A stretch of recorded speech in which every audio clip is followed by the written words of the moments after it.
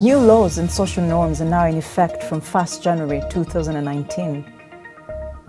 A conference against child marriage was hosted by the State Secretariat for Migration, SEM, in Bern.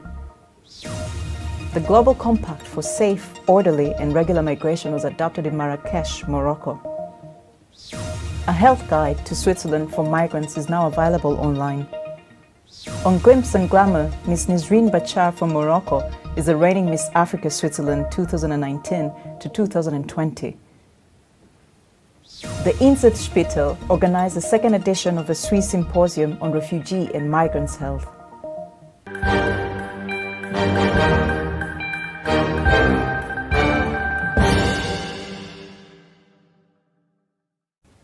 From 1st January 2019, the rules around renewing Swiss resident permits are different. Foreigners living in Switzerland now have to meet certain criteria of good behavior before their residence permit is renewed or granted. This includes respect for public security and order and constitutional values. Economic participation and language skills will also be considered. Those who show no willingness to integrate may be obliged to sign an integration agreement listing the expectations that need to be met. Failure to comply with such an agreement could affect the renewal of a residence permit. For example, someone with a permanent residence permit C who doesn't meet the integration criteria may be relegated to temporary residence status B permit. On child protection law, all professionals in regular contact with children now have to report their suspicions of child abuse to the authorities, including daycare workers, sport and music teachers. Previously, only those with an official function, such as teachers and social workers, were obliged to notify the authorities in cases of suspected abuse. The new rules see this duty apply to anyone in regular contact with a child, who include doctors, lawyers and psychologists, daycare staff, music teachers and sports coaches. Under new driving law, older drivers in Switzerland now enjoy 5 more years on the road before facing obligatory medical tests. They will have to take a medical every 2 years from the age of 75 instead of 70. On reproduction law, upon attaining the age of majority, children born via sperm donation have a right to know their ancestry data, which includes the external appearance and results of the medical examination of the sperm donor. It is also now easier for them to access this data, as it is no longer necessary to present oneself before the Federal Office of Civil Status in Bern, where the father's data is kept for 80 years after donation, as information can now be delivered by mail upon application. Anonymous sperm donation has been illegal in Switzerland since 2001. On matters taxation, under a new VAT law, online purchases made from companies overseas are now subject to Swiss value-added tax. Now, for those affected by electricity shutdown at noon in compliance with the law against doing your washing at lunchtime, stress less, because starting this year, the law has changed. Under the electricity supply law, customers must give their approval for such network bans. If they do, their energy bill will be lowered. A conference against child marriage was hosted by the State Secretariat for Migration, SEM, in Bern. Over 130 participants attended the conference titled Child Marriage in Switzerland, a serious violation of human rights, which was organized by Swiss Center of Competence Against Forced Marriage in collaboration with State Secretariat for Migration, SEM. They joined forces together with other actors from both national and international organizations to discuss how the fight against child marriage in Switzerland could be won. Dagegen vorzugehen, verankerte die Afrikanische Charta über die Rechte und das Wohlergehen des Kindes von 1990 erstens das Mindestalter von 18 Jahren für eine Verheiratung und zweitens, also nicht nur die Verheiratung, auch für die Verlobung. Und drittens bezeichnet die Afrikanische Charta Verheiratung und Verlobung von Minderjährigen, also Personen unter 18 Jahren, als eine schädliche soziale und kulturelle Praxis, die das Wohl und die Würde der Kinder beeinträchtigt. Und da kann ich sagen, die Afrikanische Charta war das erste regionale Menschenrechtsinstrument, die das Wohl und die Würde von Kindern auf diese dreifache Weise also verteidigt hat. Diaspora TV interviewed some of the participants on the role of migrants in the diaspora in the fight against child marriage. The diaspora community has such a huge influence back home, And I think it's really important to use this influence for good. It's not just about taking back the latest music, the latest videos, etc. when you go back home. It's really also being open to having conversations about what's in the best interest of girls, boys, young people in the country, to start having the conversation about why is it that we're having child marriage in our country, how is it holding us back, what can we do as a community to change some of these social norms that are holding everyone back. Because ultimately what is going to change the situation is if people who are really anchored in the culture, in the community context, whether they're from the diaspora or whether they're still back home, come together and really work together to change those social norms.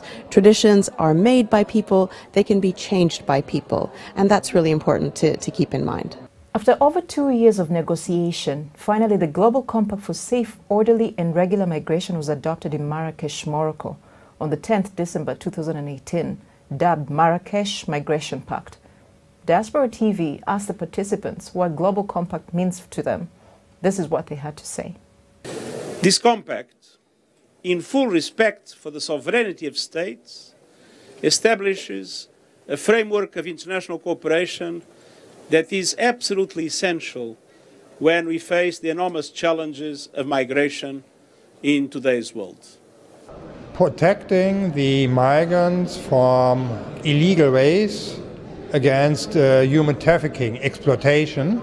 So for me the compact means innovation, it means participation, especially from youth as well, and it also means respect, because we have to respect ourselves. We have to respect ourselves when we're listening to each other, when we're talking to each other.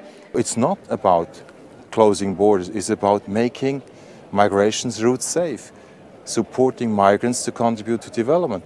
The Global Compact for Migration is groundbreaking, but it will feel short of what the needs are now if we don't take a sense of urgency in its implementation. Even though the Swiss government decided after lengthy parliamentary debate to boycott the GCM, the efforts by Switzerland was commended by Nigerian government by Mr. Babandere Mohammed, the Comptroller General of Nigeria Immigration Service. It's a great thing that we're in Marrakesh today. I'm glad things are going well, and Switzerland is one of the countries for Nigeria that has shown a commitment when we signed a migration agreement with Switzerland that migration is regular. We have seen safe returns through integration. We have seen encouragement for voluntary returns, and integration in society is very good. It's a product that many countries should borrow and implement. Nigeria-Swiss relationship. Now, do you ever face challenges when trying to seek out healthcare treatment and care? This includes aspects of types of medical care available in Switzerland for all your family members, children, the elderly, maternity care, care for the mentally and the physically challenged, and information regarding sexual rights, your rights as a patient, among others. The Swiss Red Cross has published a booklet titled Health Guide to Switzerland, which is helpful for migrants. The booklet details comprehensive information on all these aspects and more. Health Guide to Switzerland is available online at www.migisplus.ch or on Google search. The crowning of a new Miss Africa Switzerland 2019 took place at a grand elegant event in Biel in the canton of Bern.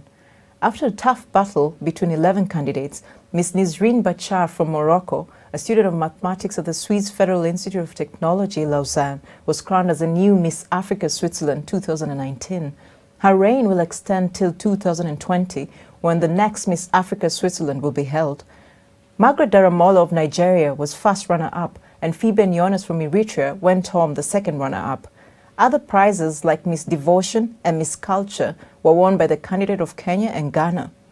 The night was full of glamour. Let's reminisce on what happened during the event. Baby, fresh on the beat and it's killing them all. Let's just catch some feelings for night. Yeah. And if you tell me, say make up Nizrine! On behalf of all the candidates, I would like to use this medium to thank everyone that came to support our voice and fight against HIV and AIDS, stigmatization and discrimination, our voice to fight against female genital mutilation.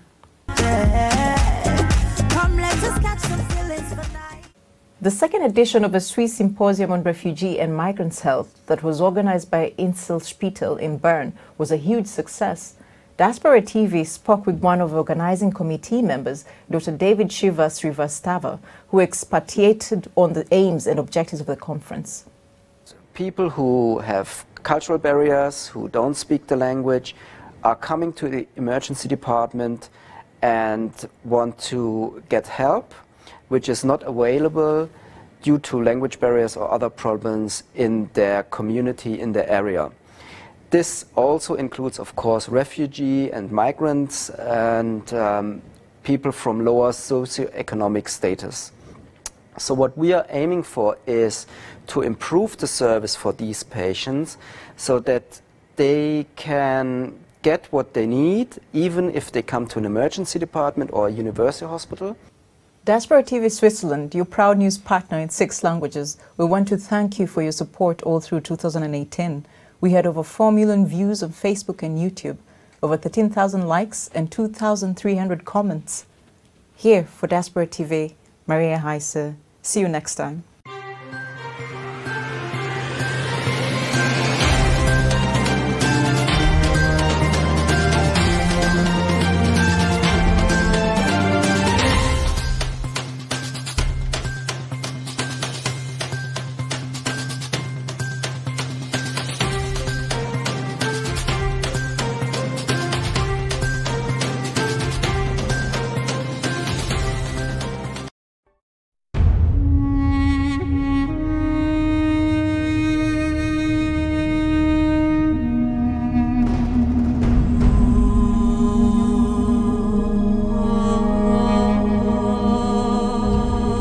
Nein, ich habe kein Brot. Nein.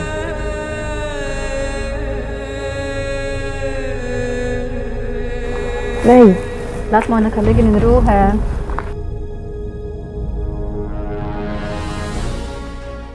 Schau da schnell an, gell? Stopp! Schon wieder! Okay, kontrollieren wir es so schnell.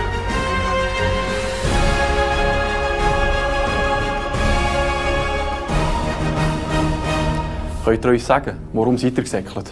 Nein. Im Kanton Bern ereignen sich pro Jahr mehrere hundert Unfälle unter Alkoholeinfluss. Conduire un véhicule sous l'influence d'alcool est dangereux pour moi, mais aussi pour tous les autres participants du trafic. That was a big mistake I made. I shouldn't have run. Die Polizisten haben mich nicht angerecht behandelt.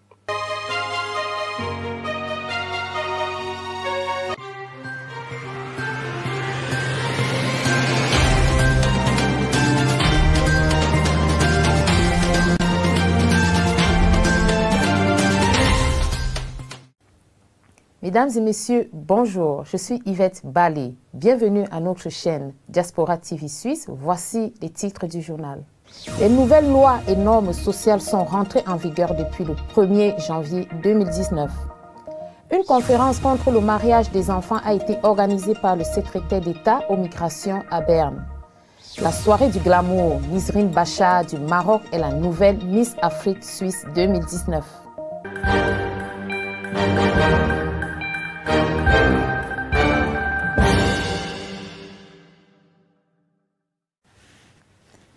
Depuis le 1er janvier 2019, les règles relatives au renouvellement des cartes de séjour suisses sont différentes. Les étrangers résidant en Suisse doivent désormais respecter certains critères de bonne conduite. Par exemple, le respect de la sécurité publique, de l'ordre public et des valeurs constitutionnelles, avant que leur permis de séjour ne soit délivré ou renouvelé. La participation économique et les compétences linguistiques seront également prises en compte.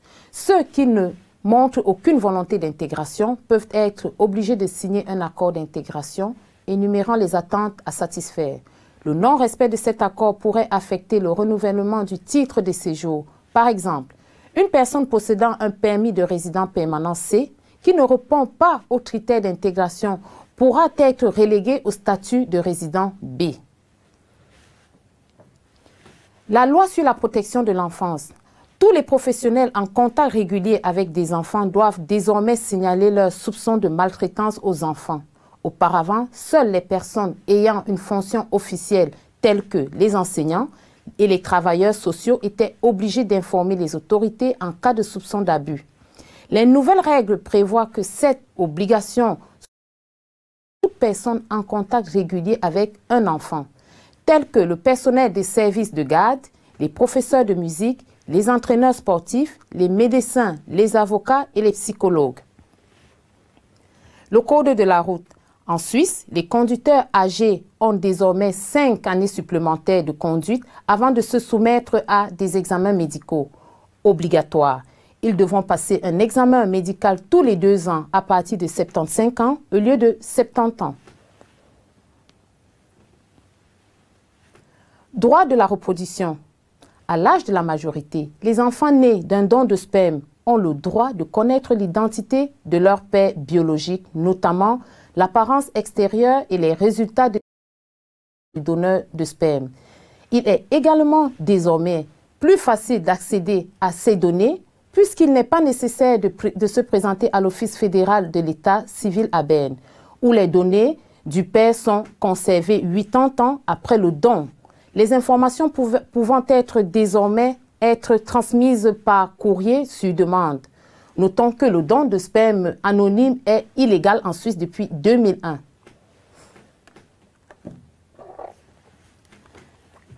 En matière de fiscalité, en vertu d'une nouvelle loi sur la TVA, les achats en ligne auprès des sociétés étrangères sont désormais soumis à la taxe sur la valeur ajoutée suisse.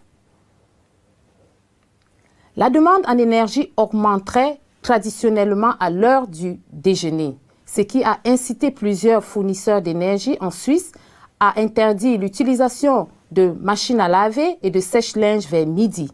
Ainsi, dans plusieurs villes des cantons de Soleure, d'Agovie et dans le nord de la Suisse, vous ne pouvez pas laver et sécher vos vêtements entre 11h et midi.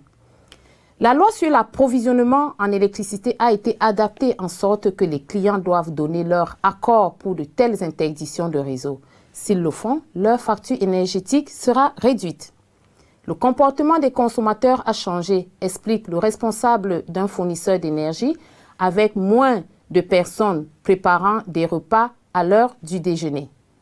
Plus de 130 participants ont assisté à une conférence intitulée « Le mariage d'enfants en Suisse, une violation grave des droits de l'homme » organisée par le Centre de compétences fédérales contre les mariages forcés en collaboration avec le secrétaire d'État aux migrations.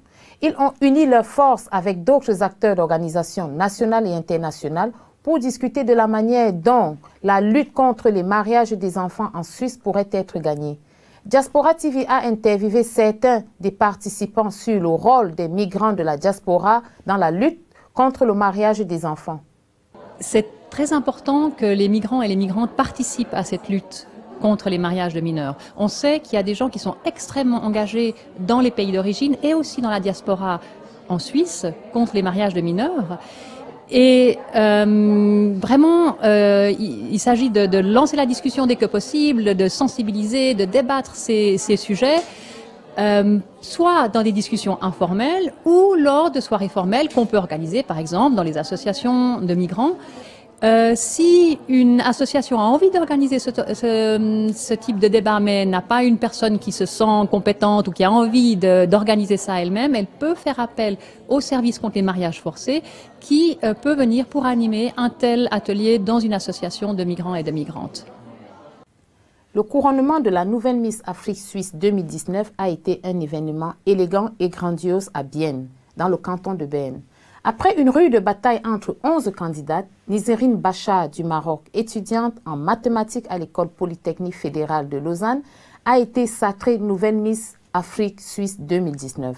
Elle régnera jusqu'en 2020, année du prochain concours Miss Afrique Suisse. Margaret Daramola du Nigeria a été la première dauphine et Feben Jonas d'Érythrée a eu le titre de deuxième dauphine. Les autres prix tels que Miss Devotion, Miss Culture ont été remportés par les candidats du Kenya et du Ghana. La nuit a été pleine de glamour. Revivons cette soirée en vidéo.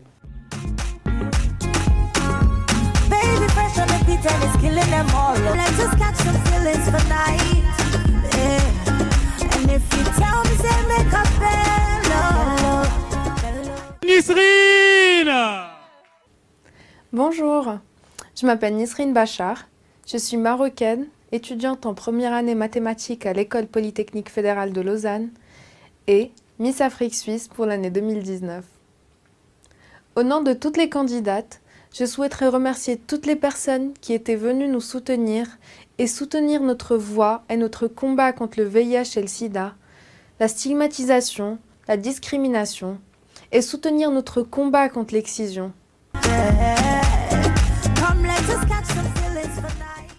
Diaspora TV Suisse, chaîne de divertissement et d'information en 6 langues, vous remercie de votre soutien tout au long de l'année 2018. Nous avons reçu plus de 4 millions de visionnages sur Facebook et YouTube, plus de 13 000 mentions j'aime et 2300 commentaires. C'était Yvette Bali. Au revoir.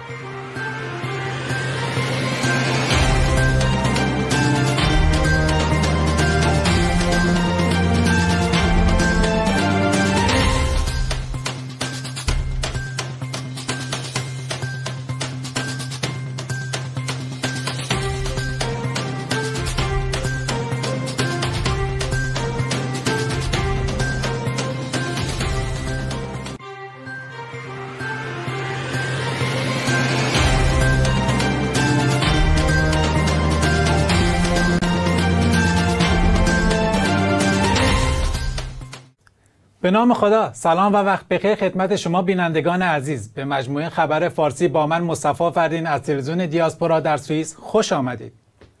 در آغاز سرخط خبرها. تطبیق شدن قوانین و معیارهای جدید اجتماعی برای پناهجویان از اول جنوری سال 2019. برگزاری کنفرانسی علیه ازدواج‌های زیر سن در اداره مرکزی مهاجرت در شهر برن. تظاهرات گسترده بر ضد اخراج‌های اجباری در برن. آمادگی‌ها برای برگزاری نمایش فیلم‌های افغانستانی با حضور 3 فیلمساز مطرح از افغانستان.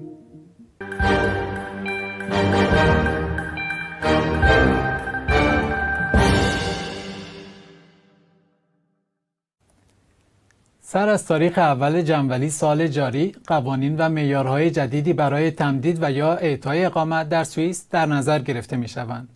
بر اساس قوانین تازه وضع شده، خارجی‌های ساکن در سوئیس پس از این جهت تمدید و یا اخذ اقامت با شرایط و معیارهای جدیدی مواجه خواهند شد. این معیارها شامل احترام به قوانین و امنیت عمومی، درآمد و مشارکت اقتصادی و مهارت‌های زبان در این کشور میباشند. کسانی که تمایلی به ادغام در جامعه نداشته باشند مجبور به امضای یک توافقنامه خواهند شد. این توافقنامه شامل لیست از شرایطی است که یک خارجی مجبور به اجرا و پیروی از آن می باشد و هر گونه کوتاهی در مورد پایبندی به این توافقنامه ممکن است تأثیرات منفی در روند تمدید اقامت داشته باشد. به گونه مثال اگر شخصی با داشتن اقامت 3 شرایط ادغام را تکمیل نتواند، ممکن است نوع اقامتش از 3 به تنزیل یابد. قانون محافظت از کودکان.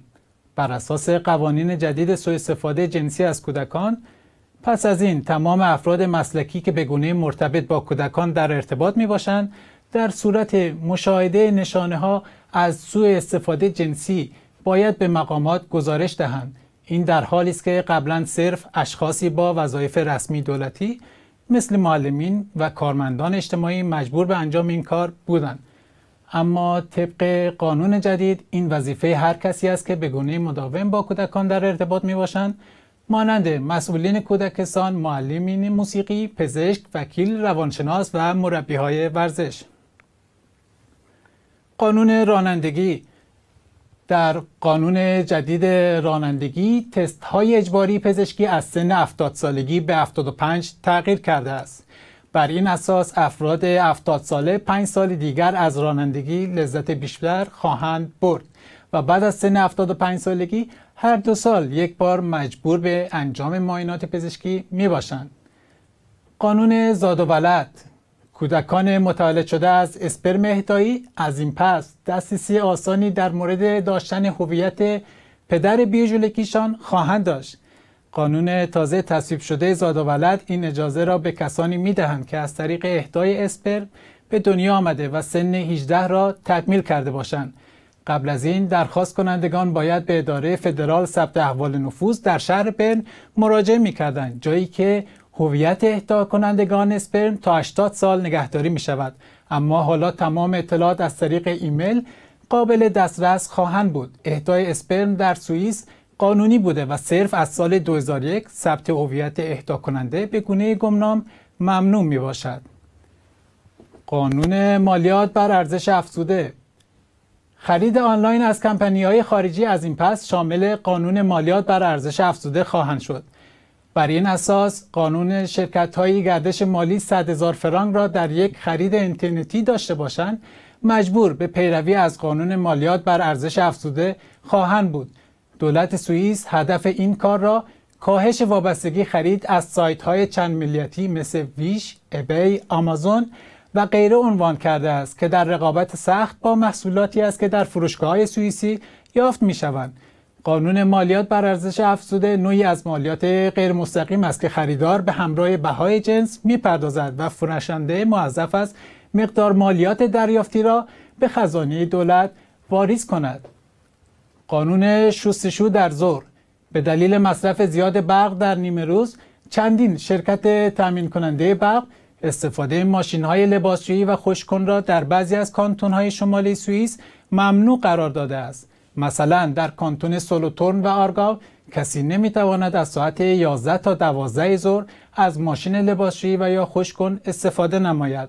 طبق شرایط جدید وضع شده مشترکین که از این امر پیروی می‌کنند، هزینه قبض برقشان پایین‌تر خواهد شد. بیشتر از 130 تن در کنفرانسی تحت عنوان ازدواج‌های زیر سن در سوئیس که از جدیدترین تخطی‌های حقوق بشری میباشد اشتراک کرده بودند. در این کنفرانس از طرف مرکز توانایی‌های سوئیس در برابر ازدواج‌های اجباری و به همکاری اداره مهاجرت برگزار شده بود. در این کنفرانس شخصیت‌ها و سازمان‌های ملی و بین‌المللی به گفتگو نشستند که چگونه می‌توانند در برابر ازدواج‌های زیر سن در سوئیس مقابله نمایند. Dagegen vorzugehen, verankerte die Afrikanische Charta über die Rechte und das Wohlergehen des Kindes von 1990 erstens das Mindestalter von 18 Jahren für eine Verheiratung und zweitens, also nicht nur die Verheiratung, auch für die Verlobung und drittens bezeichnet die Afrikanische Charta Verheiratung und Verlobung von Minderjährigen, also Personen unter 18 Jahren, als eine schädliche soziale und kulturelle Praxis, die das Wohl und die Würde der Kinder beeinträchtigt. Und da kann ich sagen, die Afrikanische Charta war das erste regionale Menschenrechtsinstrument, die das Wohl und die Würde von Kindern auf diese dreifache Weise also verteidigt hat. تلویزیون دیاسپورا با تعدادی از اشتراک کنندگان این کنفرانس مصاحبه کرده و از آنها در مورد نقش مهاجرین در ارتباط با موضوع ازدواج‌های زیر سن پرسیده است. The diaspora community has such a huge influence back home, and I think it's really important to use this influence for good. It's not just about taking back the latest music, the latest videos, etc. when you go back home. It's really also being open to having conversations about what's in the best interest of girls, boys, young people in the country, to start having the conversation about why is it that we're having child marriage in our country, how is it holding us back, what can we do as a community to change some of these social norms that are holding everyone back. Because ultimately what is going to change the situation is if people who are really anchored in the culture, in the community context, whether they're from the diaspora or whether they're still back home, come together and really work together to change those social norms. Traditions are made by people, they can be changed by people, and that's really important to keep in mind. سال گذشته شهرهای بزرگ کشور سوئیس در کنار دیگر شهرهای اروپایی شاهد تظاهرات‌های گسترده و پی در پی پناهجویان و طرفداران حقوق پناهندگان بوده است. در آخرین تظاهراتی که در روز شنبه 8 دسامبر 2018 در شهر برن با حمایت سازمان‌های پناهجویی و احزاب طرفدار مهاجر برگزار شد، بیش از 2000 پناهجو و فعالین حقوق پناهجویی در مقابل پارلمان سوئیس بر ضد سیاست‌های پناهجویی این کشور تظاهرات کردند و اعتراض خود را نسبت به اخراج اجباری و قوانین سختگیرانه دوبلین به نمایش گذاشتند. این تظاهرات تحت عنوان اخراج راه حل نیست، از طرفی سازمانی به نام شبکه همبستگی مهاجران برگزار شد. گروه افغانستان به نام زندگی من در سوئیس، گروه حقوق بشر اتوپیا و گروه کرد و ترک اشتکا گروه‌هایی بودند که در برگزاری تظاهرات سهم داشتند.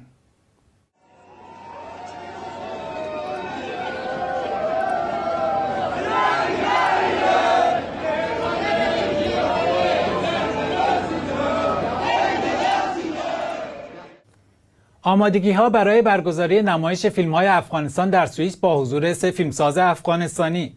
نمایش فیلم‌های افغانستان روز پنجشنبه 17 جنوری در شهر بن آغاز و تا روز 23 ماه جاری ادامه خواهد داشت. 3 فیلمساز مطرح افغانستان به عنوان میهمانان این برنامه حضور داشته و در بخش پرسش و پاسخ شرکت خواهند کرد. صفحه زندگی من در سوئیس که در بخش پناهندگان فارسی زبان در کشور سوئیس فعالیت دارد، به همکاری سینمای رکس به نمایش فیلم‌های افغانستان را برای اولین بار در این کشور برگزار می‌کنند. هدف این برنامه آشنایی بیشتر مردم سوئیس با فرهنگ و سینمای افغانستان عنوان شده و تصویری از زندگی واقعی مردم افغانستان را که زیر موضوعات جنگ، انفجار و کشتار به فراموشی سپرده شده است، به نمایش خواهد گذاشت. از بینندگان عزیز تقاضا می شود در نمایش فیلم‌های افغانستان شرکت کرده و فیلمسازان افغانستان را حمایت کنند. تلویزیون دیاسپورا تنها شبکه خبری با 7 زبان مختلف در کشور سوئیس است که خبرهای فارسی را برای اولین بار در سال 2019 آغاز کرده است. تشکر از اینکه با تلویزیون دیاسپورا همراه بودید. تا دیداری بعد، خدا یار و نگهدارتان.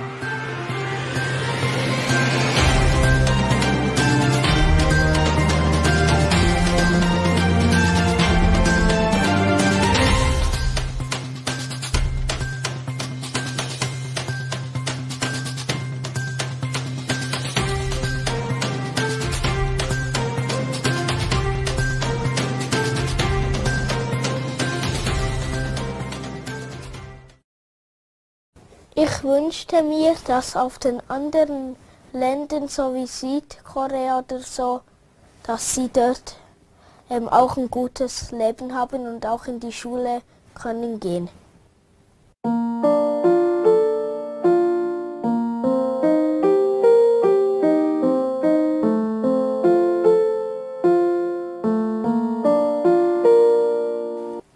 Ja, moin Leute, Jemi wieder back am Start.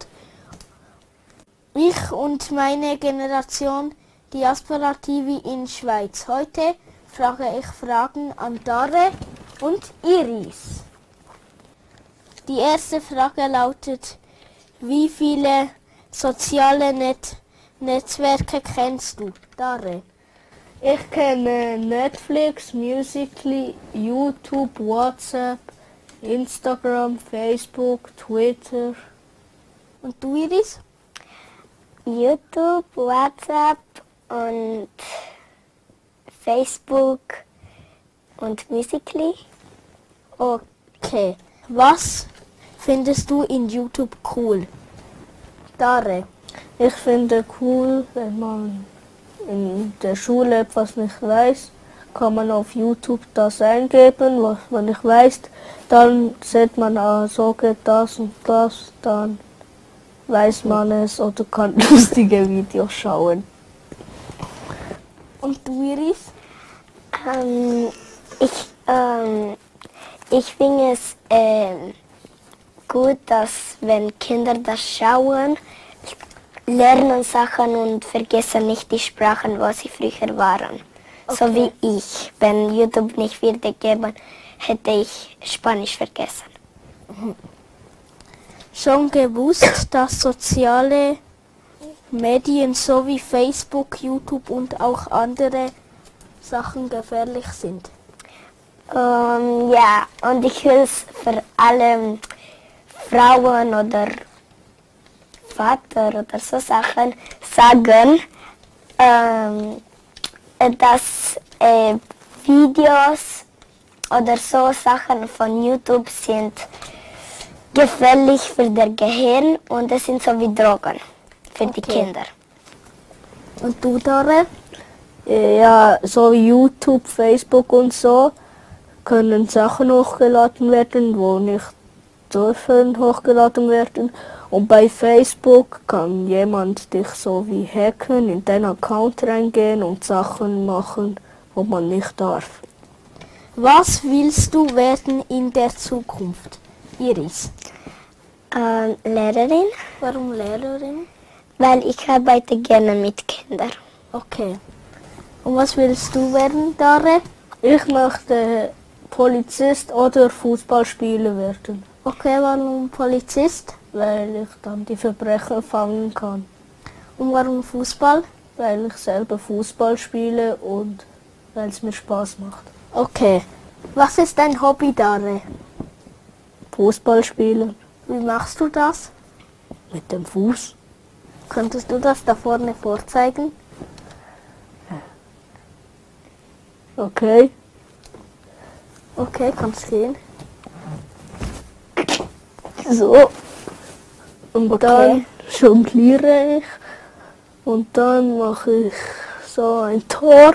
Dann mache ich so. Und dann gehe ich zu meinen Mitspielern und klatsche ab. So, gut gemacht.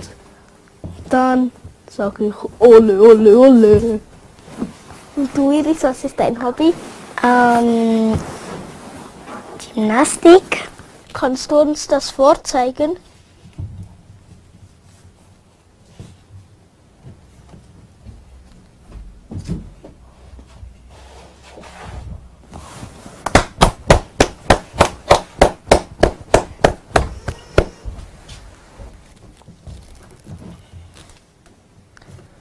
Von wo kannst du den Spagat? Meine Cousine war 4 Jahre in Ballett und immer war ich mit sie mitgekommen und dann von sie habe ich Sachen gelernt und so Sachen. Okay, und tut das auch nicht weh? Nein. Beim ersten Mal hattest du Angst? Bei Radmachen schon. Was findet ihr an der Schweiz toll? Ich finde es toll, weil ich in Spanien, ich war dort in dieser Schule und ich war die Kleinste dort. Und es war für mich schwierig, dort zu lesen und so Sachen machen. Und die Lehrerin war immer so streng. Und hier in der Schweiz ist es nicht so wie in anderen Ländern. Dare? In der Schweiz ist es gut, das ist wie so ein, das wird so fast nie Krieg haben, glaube ich, weil Frankreich, Österreich, Deutschland und so sind neben uns und wir sind in der Mitte und haben wie einen Schutz von denen. Ah, so wie eine Burg. Und wir sind in der Mitte. Ja.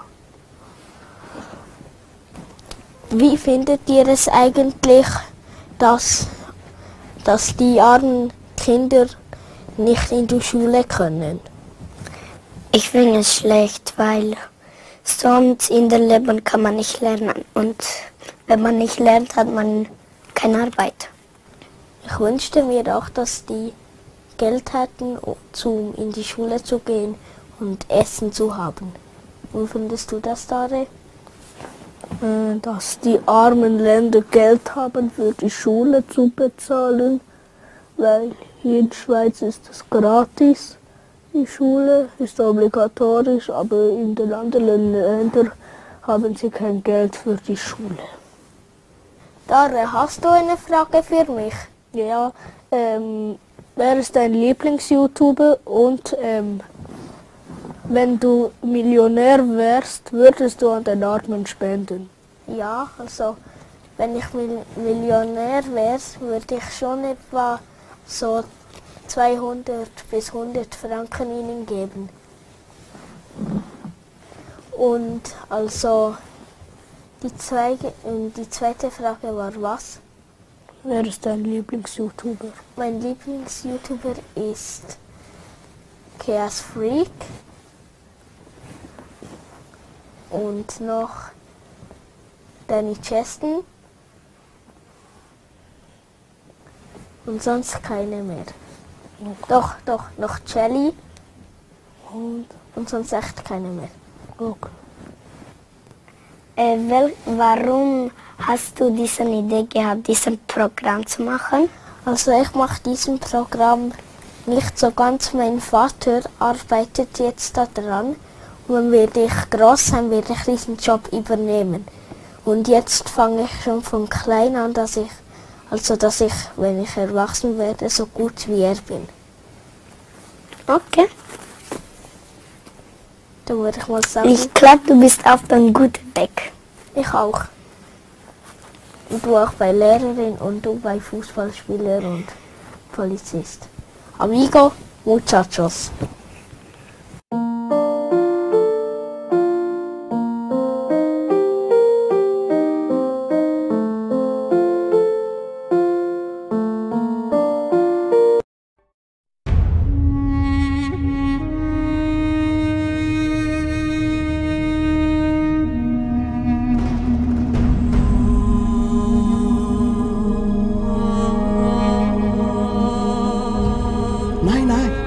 Ich habe kein Brot. Nein.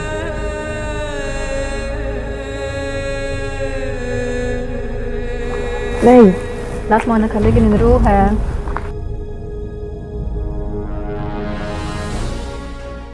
Schau da schnell an, Uschi, gell? Stopp! Komm wieder! Okay, kontrollieren wir es schnell.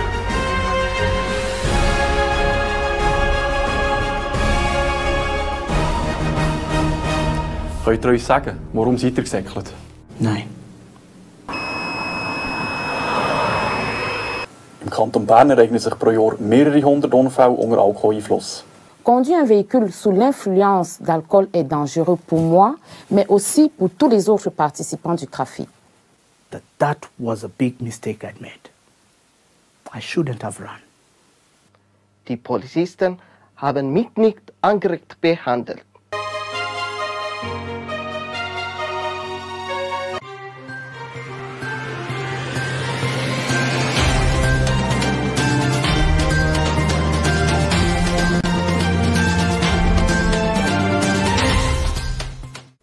به نام خدا، سلام و وقت بخیر خدمت شما بینندگان عزیز. به مجموعه خبر فارسی با من مصطفی فردین از تلویزیون دیاسپورا در سوئیس خوش آمدید. در آغاز سرخط خبرها. تطبیق شدن قوانین و معیارهای جدید اجتماعی برای پناهجویان از اول جنوری سال 2019. برگزاری کنفرانسی علیه ازدواج‌های زیر سن در اداره مرکزی مهاجرت در شهر برن. تظاهرات گسترده بر ضد اخراج‌های اجباری در برن. آمادگی‌ها برای برگزاری نمایش فیلم‌های افغانستانی با حضور 3 فیلمساز مطرح از افغانستان.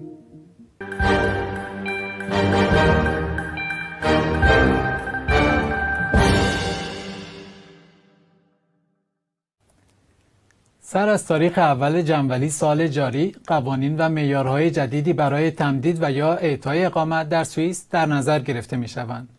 بر اساس قوانین تازه وضع شده، خارجی‌های ساکن در سوئیس پس از این جهت تمدید و یا اخذ اقامت با شرایط و معیارهای جدیدی مواجه خواهند شد. این معیارها شامل احترام به قوانین و امنیت عمومی، درآمد و مشارکت اقتصادی و مهارت‌های زبان در این کشور میباشند. کسانی که تمایلی به ادغام در جامعه نداشته باشند مجبور به امضای یک توافقنامه خواهند شد. این توافقنامه شامل لیست از شرایطی است که یک خارجی مجبور به اجرا و پیروی از آن می باشد و هر گونه کوتاهی در مورد پایبندی به این توافقنامه ممکن است تأثیرات منفی در روند تمدید اقامت داشته باشد. به گونه مثال اگر شخصی با داشتن اقامت 3 شرایط ادغام را تکمیل نتواند، ممکن است نوع اقامتش از 3 به تنزیل یابد. قانون محافظت از کودکان.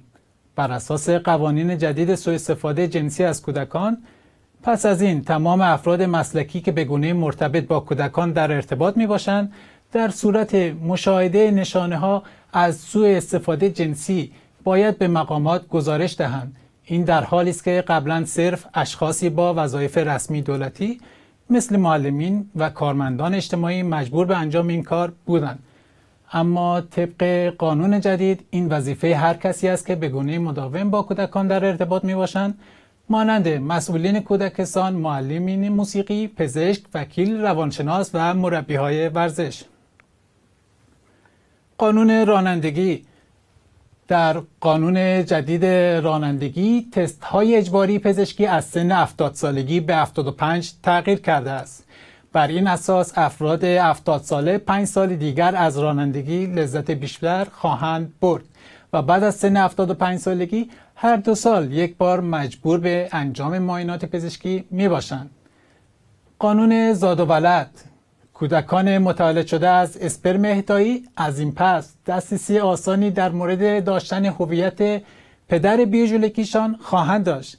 قانون تازه تصویب شده زاد و ولد این اجازه را به کسانی می‌دهند که از طریق اهدای اسپرم به دنیا آمده و سن 18 را تکمیل کرده باشند. قبل از این درخواست کنندگان باید به اداره فدرال ثبت احوال نفوذ در شهر برن مراجعه می‌کردند، جایی که هویت اهدا کنندگان اسپرم تا 80 سال نگهداری می شود. اما حالا تمام اطلاعات از طریق ایمیل قابل دسترس خواهند بود. اهدای اسپرم در سوئیس قانونی بوده و صرف از سال 2001 ثبت هویت اهدا کننده به گونه گمنام ممنوع می باشد. قانون مالیات بر ارزش افزوده. خرید آنلاین از کمپانی‌های خارجی از این پس شامل قانون مالیات بر ارزش افزوده خواهند شد. بر این اساس قانون شرکت‌های گردش مالی 100,000 فرانک را در یک خرید اینترنتی داشته باشند مجبور به پیروی از قانون مالیات بر ارزش افزوده خواهند بود. دولت سوئیس هدف این کار را کاهش وابستگی خرید از سایت‌های چند ملیتی مثل ویش، ابی، آمازون و غیره عنوان کرده است که در رقابت سخت با محصولاتی است که در فروشگاه‌های سوئیسی یافت می‌شوند. قانون مالیات بر ارزش افزوده نوعی از مالیات غیر مستقیم است که خریدار به همراه بهای جنس می‌پردازد و فروشنده موظف است مقدار مالیات دریافتی را به خزانه دولت واریز کند. قانون شستشو در ظهر. به دلیل مصرف زیاد برق در نیمه روز چندین شرکت تامین کننده برق استفاده ماشین‌های لباسشویی و خشک‌کن را در بعضی از کانتون‌های شمالی سوئیس ممنوع قرار داده است. مثلا در کانتون سولوتورن و آرگاو کسی نمیتواند از ساعت 11 تا 12 ظهر از ماشین لباسشویی و یا خشک‌کن استفاده نماید. طبق شرایط جدید وضع شده مشترکین که از این امر پیروی میکنند هزینه قبض برقشان پایینتر خواهد شد. بیشتر از 130 تن در کنفرانسی تحت عنوان ازدواج‌های زیر سن در سوئیس که از جدیدترین تخطی‌های حقوق بشری میباشد اشتراک کرده بودند. در این کنفرانس از طرف مرکز توانایی‌های سوئیس در برابر ازدواج‌های اجباری و به همکاری اداره مهاجرت برگزار شده بود. در این کنفرانس شخصیت‌ها و سازمان‌های ملی و بین‌المللی به گفتگو نشستند که چگونه می‌توانند در برابر ازدواج‌های زیر سن در سوئیس مقابله نمایند. Dagegen vorzugehen, verankerte die Afrikanische Charta über die Rechte und das Wohlergehen des Kindes von 1990 erstens das Mindestalter von 18 Jahren für eine Verheiratung und zweitens, also nicht nur die Verheiratung, auch für die Verlobung und drittens bezeichnet die Afrikanische Charta Verheiratung und Verlobung von Minderjährigen, also Personen unter 18 Jahren, als eine schädliche soziale und kulturelle Praxis, die das Wohl und die Würde der Kinder beeinträchtigt. Und da kann ich sagen, die Afrikanische Charta war das erste regionale Menschenrechtsinstrument, die das Wohl und die Würde von Kindern auf diese dreifache Weise also verteidigt hat. تلویزیون دیاسپورا با تعدادی از اشتراک کنندگان این کنفرانس مصاحبه کرده و از آنها در مورد نقش مهاجرین در ارتباط با موضوع ازدواج‌های زیر سن پرسیده است. The diaspora community has such a huge influence back home, and I think it's really important to use this influence for good. It's not just about taking back the latest music, the latest videos, etc. when you go back home. It's really also being open to having conversations about what's in the best interest of girls, boys, young people in the country, to start having the conversation about why is it that we're having child marriage in our country, how is it holding us back, what can we do as a community to change some of these social norms that are holding everyone back. Because ultimately what is going to change the situation is if people who are really anchored in the culture, in the community context, whether they're from the diaspora or whether they're still back home, come together and really work together to change those social norms. Traditions are made by people, they can be changed by people, and that's really important to keep in mind. سال گذشته شهرهای بزرگ کشور سوئیس در کنار دیگر شهرهای اروپایی شاهد تظاهرات‌های گسترده و پی در پی پناهجویان و طرفداران حقوق پناهندگان بوده است. در آخرین تظاهراتی که در روز شنبه 8 دسامبر 2018 در شهر بن با حمایت سازمان‌های پناهجویی و احزاب طرفدار مهاجر برگزار شد، بیش از 2000 پناهجو و فعالین حقوق پناهجویی در مقابل پارلمان سوئیس بر ضد سیاست‌های پناهجویی این کشور تظاهرات کردند و اعتراض خود را نسبت به اخراج اجباری و قوانین سختگیرانه دوبلین به نمایش گذاشتند. این تظاهرات تحت عنوان اخراج راه حل نیست از طرفی سازمانی به نام شبکه همبستگی مهاجران برگزار شد. گروه افغانستان به نام زندگی من در سوئیس، گروه حقوق بشر اتوپیا و گروه کرد و ترک اجتکا گروه‌هایی بودند که در برگزاری تظاهرات سهم داشتند.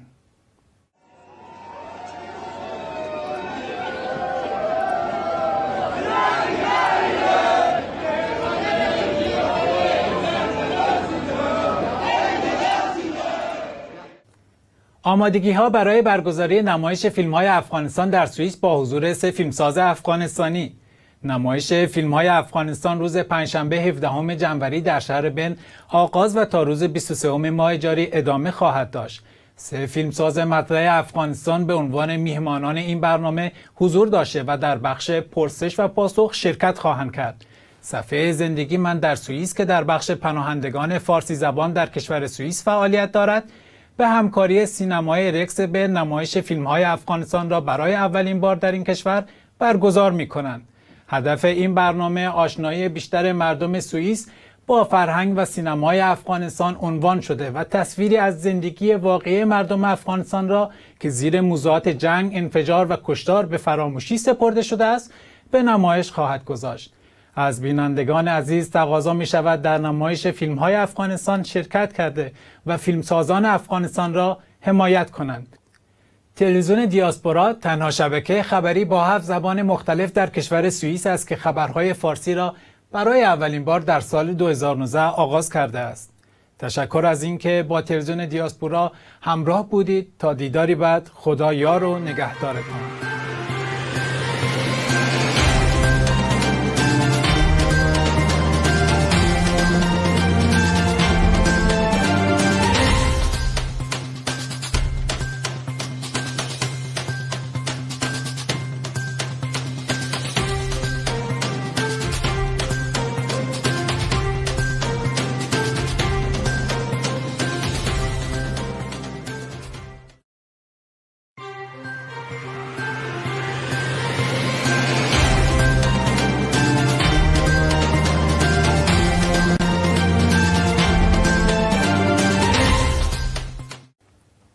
Mesdames et messieurs, bonjour, je suis Yvette Bali.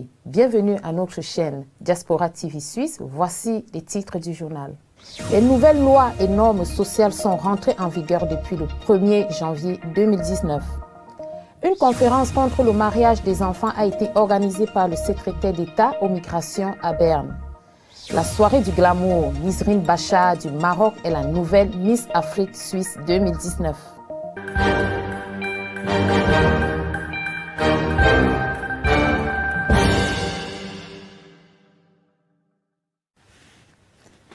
Depuis le 1er janvier 2019, les règles relatives au renouvellement des cartes de séjour suisses sont différentes.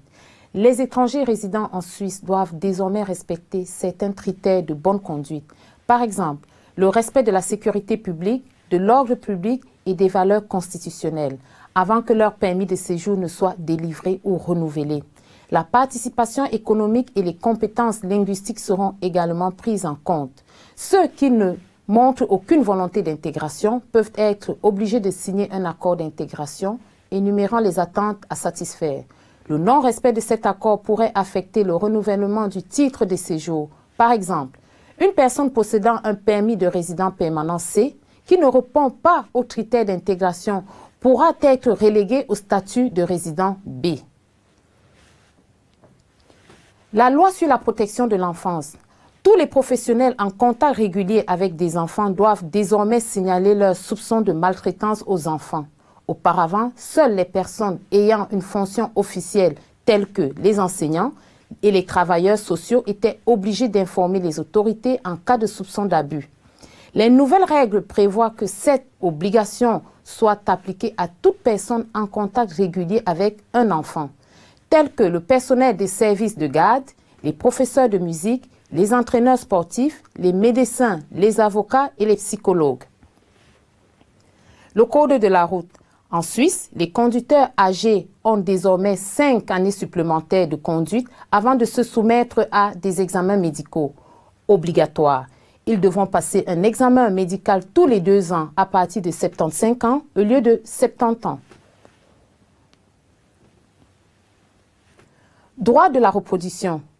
À l'âge de la majorité, les enfants nés d'un don de sperme ont le droit de connaître l'identité de leur père biologique, notamment l'apparence extérieure et les résultats de l'examen médical du donneur de sperme. Il est également désormais plus facile d'accéder à ces données puisqu'il n'est pas nécessaire de se présenter à l'Office fédéral de l'État civil à Berne, où les données du père sont conservées 80 ans après le don. Les informations pouvant désormais être transmises par courrier sur demande. Notons que le don de sperme anonyme est illégal en Suisse depuis 2001.